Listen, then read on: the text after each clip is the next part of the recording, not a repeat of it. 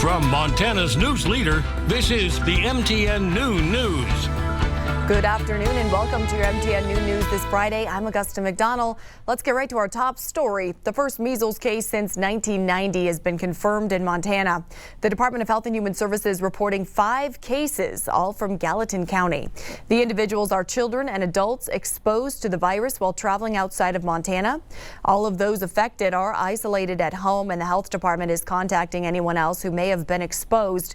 The 5 individuals are unvaccinated or have an unknown vaccine status. This case comes after a nationwide outbreak of 750 cases that's already killed 2 unvaccinated children in Texas. Dr. Neil Koo from the Billings Clinic spoke last week on just how quickly the measles can spread.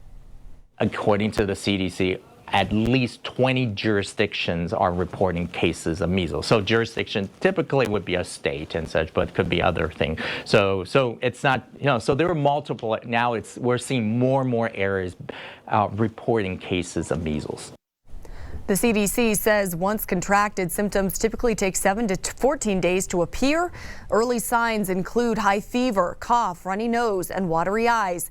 The airborne disease continues to be prevalent in many regions worldwide, resulting in an estimated 300 deaths every day. Health officials say the best prevention is vaccination.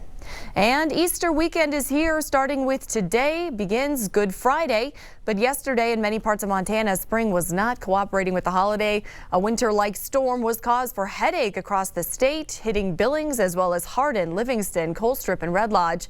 Here's some of the sights from across those areas as 60-degree conditions Wednesday gave way to a Thursday morning winter wonderland. As this system moves out, we're checking in now with meteorologist Miller Robson on what we can expect for Easter weekend.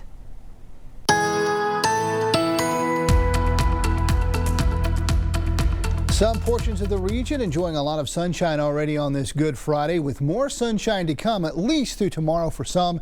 And then we see some changes, though, as we get into tomorrow afternoon into the evening, and then as we get into the latter part of the weekend on Easter Sunday. Just a few shots around the state, looking pretty good out there with a lot of sunshine in spots. You'll notice, though, still some clouds lingering there in Butte. Also some cloudy skies in Billings, but the sunshine does exist and it's heading our way. So we take a look at temperatures across the state and down in northern Wyoming. We've got temperatures in the 30s and 40s. We will be getting warmer, very seasonal temperatures on the way. We'll take a look at that coming up in just a bit. Yesterday morning's taste of winter led to a lot of headaches. Nearly 45% of Yellowstone County was left in the dark, from snapped branches to downed power lines. Yellowstone County had the largest power outage in the entire U.S. at one point on Thursday. As our Matt Carmack explains, the weather even forced one Billings school to close its doors early. A busy morning for Billings fire crew. In the first 2 hours this morning, we had about 35 calls for service for utility-based incidents, in a time period where we might ordinarily have 3 or 5 calls. As outages appeared all across the city, especially in the Heights and Northeast. In more developed and more mature neighborhoods is where we're seeing the problem. Father of 2 and Billings resident Nicholas Van Mierlo was one of the thousands in the Heights area without power. We have a gas stove, so he used a camping lighter to light the gas and heated up the house that way with a gas stove. Van Mierlo did this after snow caused tree branches to fall onto nearby power lines. Apparently a tree got loaded down with snow and pulled one of the power lines off the power poles in the alley. At least the 2 of us lost power. At some point we all lost power, but those all came back on. Power outages on Thursday weren't just seen in residential areas. Here at Canyon Creek School, students K through 8 were dismissed at 12 o'clock after a loss of power throughout the school and low water pressure. It was kind of weird. In first period, we were just like in the tech lab, and then all of a sudden, just like some of the computers just like turned off and stuff. Yeah, I went to like 4 different classrooms seeing if I could wash my hands. But yeah, toilets wouldn't flush either. It was very interesting. But for students at Canyon Creek School, that news came with excitement. Water wasn't running, no one could use the bathroom, and then we got the huge intercom that said we could go home. I remember we were in Mr. Brown's math class for 3rd period, and our class kind of went crazy. As power outages are still ongoing, Billings Fire Department warns everyone to stay safe and keep their distance from the danger. The thing to be aware of is that for a lot of people, it's hard to tell the difference between a communications line like your internet or telephone versus a power line. In Billings, Matt Carmack, MTN News. And in today's leading look, the future of the Colstrip power plant is getting a positive update after years of uncertainty. Executive orders issued Tuesday from President Trump are set to relax the Environmental Protection Agency's toxic emissions standards. This will give coal plants like Colstrip the opportunity to remain online longer. Coal makes up 45% of Montana's energy use, with Colstrip being the largest producer. And the Bozeman Police Department tells MTN News that no charges will be filed against the driver involved in a deadly crash that killed a pedestrian last year. 60-year-old Lynette Johnson was walking her dog on September 6th when she was hit by an out-of-control vehicle. Johnson was pronounced dead at the scene. No further information is available at this time. It's no secret being a police officer can be a dangerous job.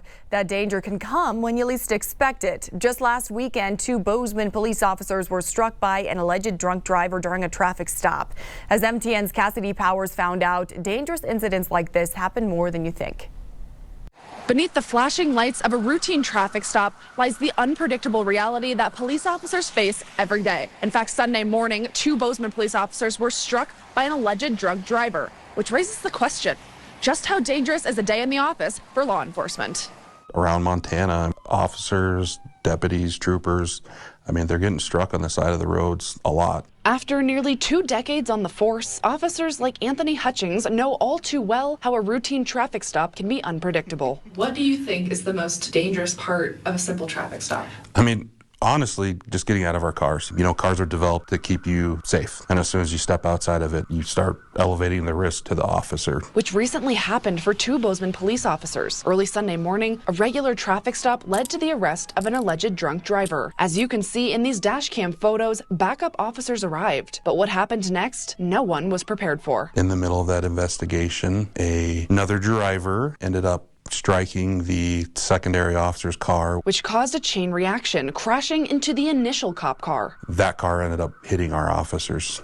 That individual was another suspected drunk driver. According to court documents, they had a blood alcohol concentration of 0.156, nearly twice the legal limit. The 2 officers struck by the car were taken to the hospital. Now, almost a week later, they are doing better, but it takes time to kind of get over what happened. So it's a reminder of the risks that, are involved in this job. And this isn't the first time Montana law enforcement has faced hardship while on the job. You may recall an incident from 2010. For 23-year-old Montana Highway Patrol Trooper David DeLate, it was a regular day on the job until he stopped to investigate a pickup truck that was idling near his hometown of Three Forks. That traffic stop led to a shootout where DeLate was shot and killed. In 2017, a similar scenario took the life of Broadwater County Sheriff's Deputy Mason Moore, who was shot and killed after initiating a stop. And this isn't a rare occurrence. According to the National Law Enforcement Officers Memorial, there were 136 law enforcement officer fatalities in 2023 alone. Of those, 47 were firearms related and 37 traffic related. It is a risky job, but we understand that when we do it. We all know the job we're doing benefits society and that we're here to help the public and that, we do put ourselves at a certain level of risk. One way Lieutenant Hutchings says you can help keep officers safe when they're out on the streets. People are driving around, they see the emergency lights, everyone wants to know what's going on and they want to look, and I understand that, but also don't lose focus on what you're doing, especially if you're driving, because life can change very quickly. In Bozeman, Cassidy Powers, MTN News. And let's head to the legislature, where a long-term property tax reform bill is now headed to the governor's desk. This bill ensures property taxes collected on new developments are used to offset taxes paid by existing homeowners and businesses. The legislation is similar to a bill that narrowly failed in the 2023 legislative session. Meanwhile, Governor Greg Gianforte continues to push for his homestead rate cut bill. That measure would lower property taxes for Montana homeowners by 15% and small businesses by 18%. And we've got an update this afternoon on the Gianforte administration's lawsuit over Yellowstone National Park's new bison management plan. MTN's John Riley has more on Thursday's hearing in federal district court.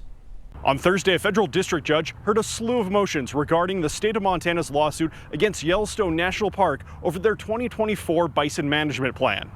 Motions included requests from several tribes, including the Confederate Salish Kootenai tribes of the Flathead Reservation, to join the case, and a motion to stay the case until the Forest Service completes a 2020 court-ordered National Environmental Policy Act assessment regarding bison management.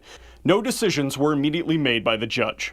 In December, the Gene Forte administration sued Yellowstone National Park over its new plan to increase bison populations and tolerance in and around the park.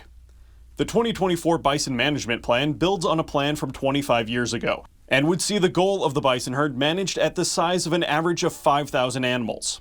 The National Park Service would maintain the herd size through transferring animals to tribal lands, allowing for tribal and state hunting outside the park, and capturing and processing the animals for meat.